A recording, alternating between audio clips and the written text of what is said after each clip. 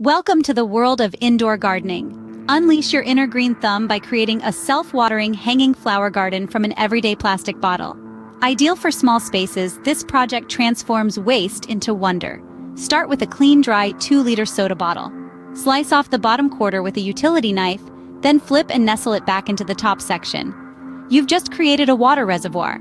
Next, puncture a few drainage holes in the solid bottom of the top section. This is where your soil and flower roots will reside. Fill this space with potting mix and your preferred flower or herb seedlings. To hang this masterpiece, use rope, chains, or decorative cords.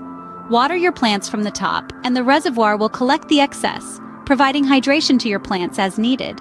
Watch as your flowers or herbs flourish in this self-contained vertical garden. It eliminates over- or underwatering worries and adds a vibrant touch of nature to balconies, patios, or windows. So with just a plastic bottle and some soil, you can create a hanging garden of delight.